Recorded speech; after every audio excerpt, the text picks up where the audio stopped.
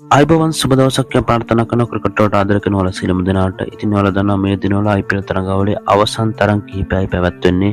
ඊයේ රාත්‍රියේදී පැවැත්වුණ 70 වන තරඟයේ ලක්නෝ සුපර් ජයන්ට්ස් කණ්ඩායම සහ RCB කණ්ඩායම අතර තරඟය කාසිය වාසි දිනාගත් රොයල් චැලන්ජර්ස් බැංගලෝර කණ්ඩායම මුලින්ම පන්දුවල පහර දීමට ලක්නෝ සුපර් ජයන්ට්ස් කණ්ඩායමට ආරාධනා කළා.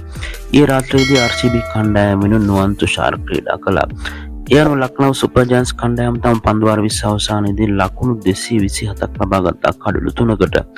ලක්නෝ සුපර් ජයන්ට්ස් කණ්ඩායම වෙනුවෙන් ලකුණු ලබා ගැනීමේදී මිචෙල් මාස් ලකුණු 67ක් ඒ වගේම රිෂාබ් පාන්ට් නොදවී ලකුණු 118ක් ලබා ගන්නවා පන්දු 61කින්.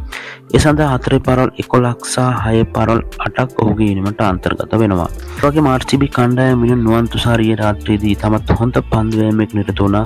නුවන් තුෂාර තමන්ගේ පන්දුවාර 4 ලකුණු 26 ක්‍රියාත්මක කරමින් සුපිරි කඩුල්ලක් බිඳලීමට ඔහුට හැකියාව ලැබුණා.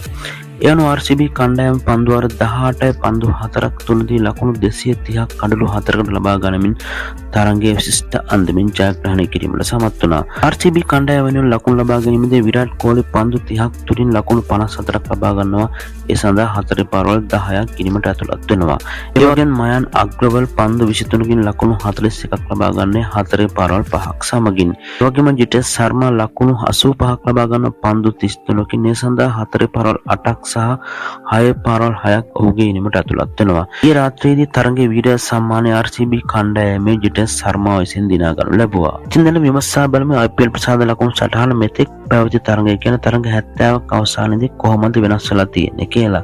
පළමු ස්ථාන ලබා ගන්නවා පංජාබ් කිංස් කණ්ඩායම ප්‍රසාද ලකුණු 19ක් ලබාගෙන ඒ වගේම දෙවන ස්ථානයේ පසුවන්නේ RCB කණ්ඩායම ප්‍රසාද ලකුණු 19ක් ලබාගෙන ඒ වගේම තුන්වෙනි ස්ථානයේ පසු වෙනවා ගුජරාට් ටයිටන්ස් කණ්ඩායම ප්‍රසාද ලකුණු 18ක් ලබා ගමින් ඒ වගේම හතරවෙනි ස්ථානයේ පසු වෙනවා මුම්බයි ඉන්ඩියන්ස් කණ්ඩායම ප්‍රසාද ලකුණු 16ක් ලබා ගනිමින් යනවා දිල්ලි කැපිටල්ස් කණ්ඩායම සන්රයිසර්ස් හයිදරාබාද් කණ්ඩායම ඒ වගේම ලක්නෝ සුපර් ජයන්ට්ස් කණ්ඩායම කොල්කතා නයිට් රයිඩර්ස් කණ්ඩායම සහ රාජස්ථාන් රොයල්ස් කණ්ඩායම ඒ වගේම චෙන්නයි සුපර් කිංස් කණ්ඩායමත් මේ වන විට 2025 IPL තරඟාවලිය නිල වශයෙන්ම ඉවත් වී තිබෙනවා.